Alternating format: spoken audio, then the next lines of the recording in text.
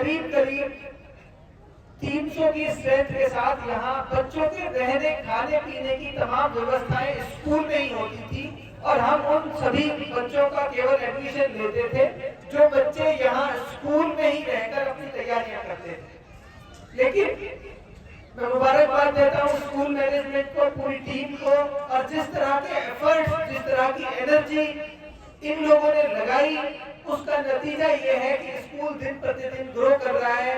School की हर वो चीज जो इम्प्रूव होनी चाहिए थी वो समय के साथ इम्प्रूव हो रही है और अभी 300 से ज्यादा की कैपेसिटी का हॉस्टल पीछे बन के तैयार हो रहा है। इस साल जून में शायद हम इसको हैंड ओवर कर देंगे स्कूल के लिए।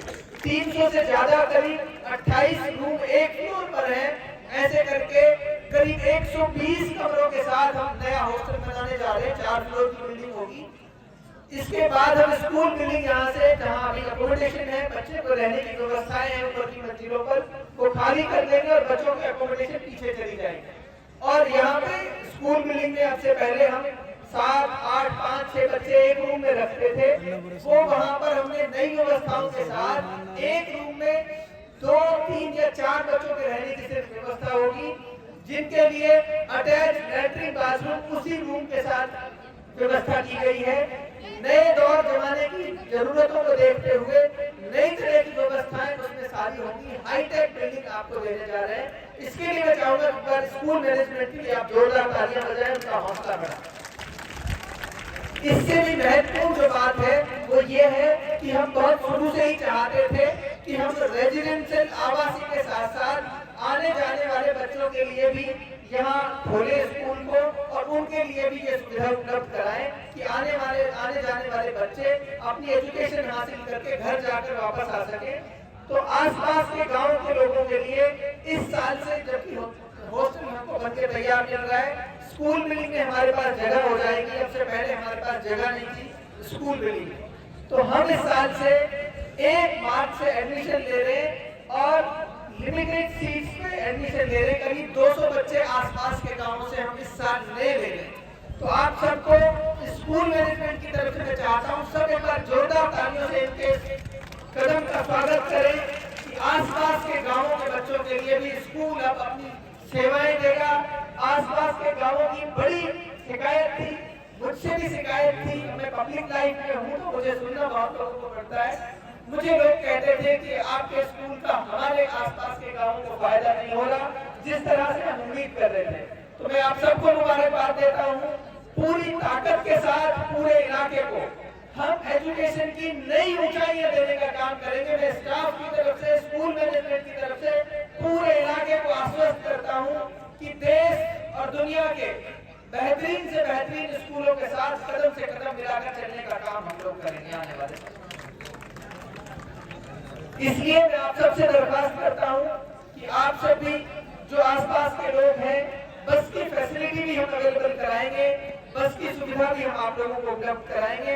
उसके रूट हम जल्दी डिसाइड करके फाइनलाइज कर देंगे।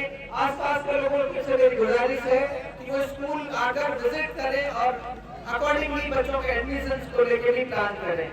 मौसम बहुत खराब है, इसलिए मैं चाहता हूँ हमारे चीफ गेस्ट को वो आए क्विकली और 2 मिनट में अपनी बात कहकर प्रोग्राम को हम हो सकता है समय से पहले हमें समराइज करना पड़े, समय से पहले हमें वाइंड अप करना। एक बार जोरदार तालियां हैं उसके पास। तो हमारे पास ऑलमोस्ट सारा स्टाफ मुल्क के अलग अलग जगहों से है। कश्मीर के लोग हमारे पास हैं, यूपी के गोरखपुर से लोग हमारे पास हैं, दिल्ली यूनिवर्सिटी के लोग हमारे पास हैं, जामिया मिलिया के लोग हमारे पास हैं। ऐसे करके देश के मुख्तलिफ हिस्सों से अरबिक भी हमारे यहाँ पढ़ाते हैं। और इस बार हमारा प्रोग्राम थोड़ा जल्दी समाप्त करना पड़ा, नहीं हम आपको बता दें कई बच्चे ऐसे हैं जिन्होंने कुरान मुकम्मल कर लिया हमारे यहाँ रह के। जो बच्चे आए थे जिनको कुछ नहीं, मतलब वो बेसिक्स भी नहीं आते थे, उन्होंने कुरान भी मुकम्मल किया। कुछ बच्चे ऐसे हैं जो हिफ्ज़ भी कर रहे हैं हमारे यहाँ रह के। तो थोड़ा थोड़ा काम हो, उसमें एक्सपर्टीज़ नहीं है हमारी अरबिक में, एक्सपर्टीज़ हमारी साइंस और इंग्लिश और इस तरह की लैंग्वेजेस में है। लेकिन हमारी बेसिक जो है वो हमारे उस पर अरबिक पे भी काम कर रहे हैं। हमारा फोकस एक्टिविटी बेस्ड लर्निंग पर ही है कि बच्चे को खेल खेल के साथ सिखाया जाए।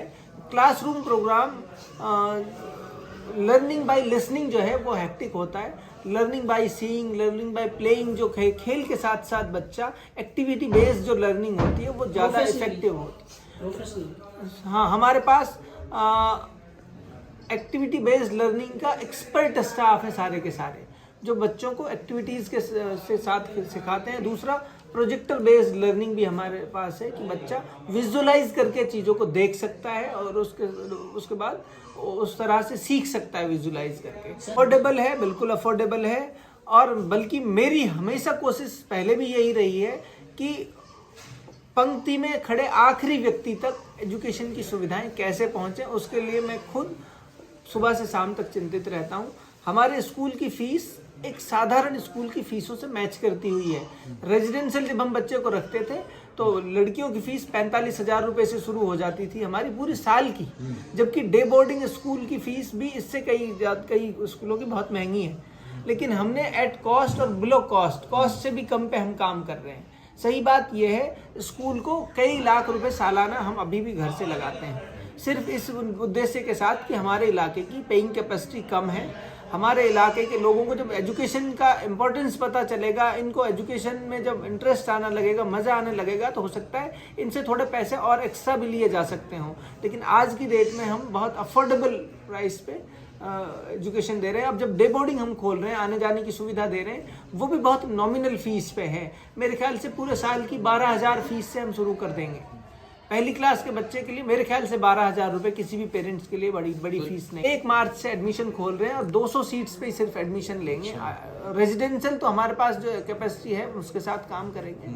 आने जाने वाले बच्चों के 200 एडमिशन जो हैं हम नए लेंगे इस सेशन में। ये भी हमारे पास अलग अलग सुविधाएं। अगर कोई बच्चा मेरिटोरियस है, अगर टेस्ट में अच्छा करता है और उसकी फैमिली कंडीशन जो अच्छी नहीं है, तो उसको 100% स्कॉलरशिप का प्रावधान भी हमारे पास है।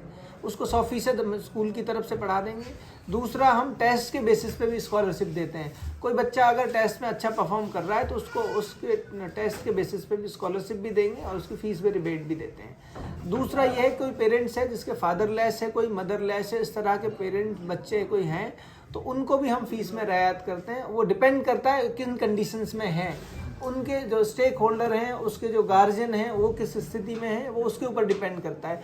तो फीस कोई बैरियर नहीं है, पैसा कोई बैरियर नहीं है। अगर कोई बच्चा पढ़ना चाहता है तो वो स्कूल में संपर्क कर सकता है, हम उसकी हर संभव मदद करें। कितनी क्लास तक आपका स्कूल? अभी हम 1st से 10th तक स्कूल चलाते हैं।